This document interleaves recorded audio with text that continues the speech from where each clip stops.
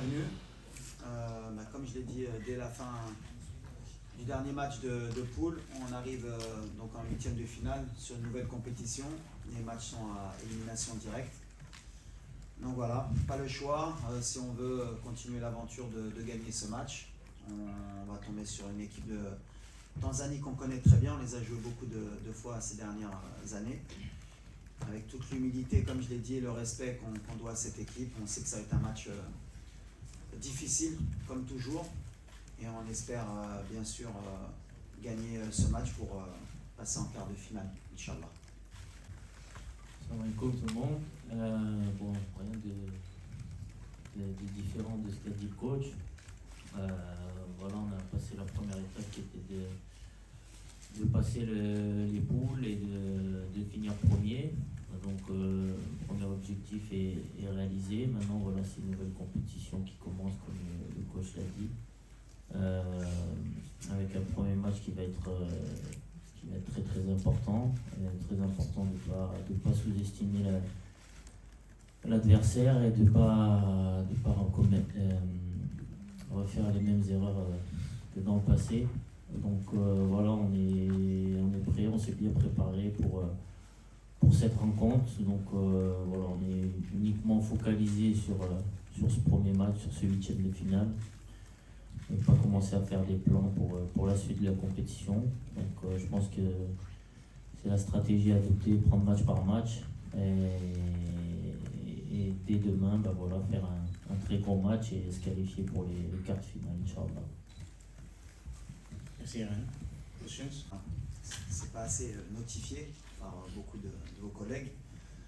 On nous a fait passer pour une équipe attentive depuis 3 ans, alors que c'est pas le cas. Il y a eu comme je l'ai dit, il y a eu une Coupe du Monde, on a joué avec nos armes, et un après-Coupe du Monde où on est dans la possession et dans le pressing. Donc les chiffres en parlent, donc c'est tant mieux. Mais oui, le souci du pressing, c'est qu'à un moment donné, on ne peut pas presser tout le match. Parce que voilà, les filières énergétiques, elles ne le permettent pas. Et on a aussi ce souci de savoir gérer un peu plus les temps forts et les temps faibles. Maintenant, l'avantage qu'on a, c'est qu'on a un banc de qualité. Et l'objectif pour nous à chaque fois, c'est d'essayer d'avoir le plus d'intensité, le plus de pressing possible. Non, Brahim aujourd'hui, il est efficace. On est où on voulait emmener Brahim. Brahim, quand il est arrivé au mois de mars. Je m'en rappelle, c'était un match contre l'Angola. Et il y avait eu le fameux match de la Mauritanie. J'ai toujours dit, vous pouvez regarder en arrière sur mes conférences de presse en général, si on revient, en général il y a des choses qui se sont dites. J'avais dit qu'il lui fallait du temps pour s'adapter à cette équipe, à ce jeu aussi africain. On a beaucoup travaillé avec lui, j'ai beaucoup voyagé à Madrid pour faire des vidéos, pour lui faire comprendre que c'était un jeu totalement différent de l'Europe. Et il devait s'adapter. Aujourd'hui, il est beaucoup plus proche de la surface, il lâche de plus en plus son ballon, il est beaucoup plus mobile.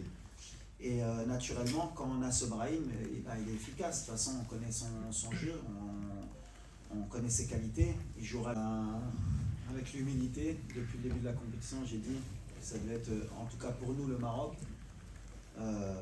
pour le staff et pour les joueurs, en tout cas, la CAN de l'humilité. Voilà. Tout le monde nous donne favori.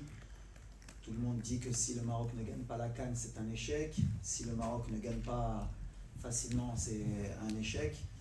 Et moi, mon travail à moi et à mon staff, et aux joueurs aussi, aux cadres, aux leaders, c'est ce que je leur dis au quotidien, c'est de garder les pieds sur terre et de se rappeler pourquoi le Maroc n'a pas gagné la CAN depuis 50 ans.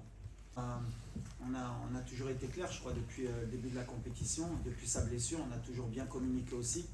L'objectif qu'on avait avec Achraf, c'était de le faire monter en puissance par des entraînements bien sûr, et le faire rentrer en compétition au bon moment. Donc voilà, il est rentré une demi-heure contre la Zambie, un peu aussi dans un score qui était dans un bon confort pour lui, pour rentrer, sans qu'il prenne trop de risques. Physiquement, maintenant, il est prêt.